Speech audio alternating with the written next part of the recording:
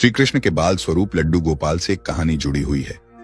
एक पौराणिक कहानी है कि ब्रज की भूमि पर श्री कृष्ण के परम भक्त कुंभनदास रहते थे। कुंभनदास हमेशा ही ठाकुर जी की भक्ति में लीन रहते थे। कुंभनदास का एक बेटा था, रघुनंदन। रघुनंदन बहुत ही सरल और भोला था। एक दिन कुंभनदास को एक नगर में प्रभु श्री कृष्ण का कीर्तन करने का बुलावा आया। कुंभनदास पहले तो अपनी श्री कृष्ण की भक्ति को छोड़कर नहीं जाना चाहते थे, लेकिन फिर लोगों के समझाने बुझाने पर कुंभनदास मान गए और कीर्तन करने के लिए चले गए। जाते जाते कुंभनदास ने अपने बेटे रघुनंदन को जिम्मेदारी सौंपी कि वे रोजाना श्री कृष्ण को भोग लगाने के बाद ही भोजन करें।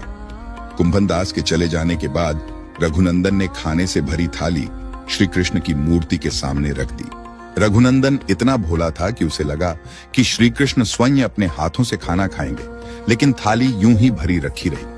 ये देखकर रघुनंदन रोने लगा और रो रोकर श्री कृष्ण से खाना खाने की प्रार्थना करने लगा।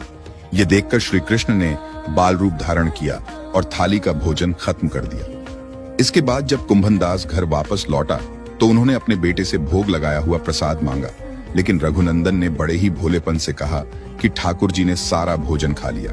यह सुनकर कुंभनदास को लगा कि शायद उनके बेटे रघुनंदन ने सारा भोजन खा लिया है और अब झूठ बोलकर बचना चाह रहा है।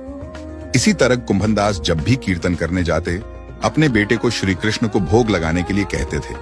रोजाना भोग का प्रसाद नहीं बचता था और पूछने पर रघुनंदन वही बात दोहरा देता था कि सारा भोजन श्री कृष्ण ने खा लिया। इसके बाद एक दिन कुंभनदास ने लड्डू बनाकर भोग की थाली में रखी और बेटे रघुनंदन को भोग लगाने के लिए कहा। कुंभनदास छुपकर देखने लगे कि आखिर सच क्या है। उस दिन भी यही हुआ। रघुनंदन ने श्री कृष्ण को खाना खाने के लिए आमंत्रित किया। श्री कृष्ण ने बाल रूप बनाया और लड्डू खाने लगे। जब कुंभनदास ने स्वयं श्री कृष्ण को बाल रूप में देखा तो वे दर्शन के लिए दौड़े चले आए।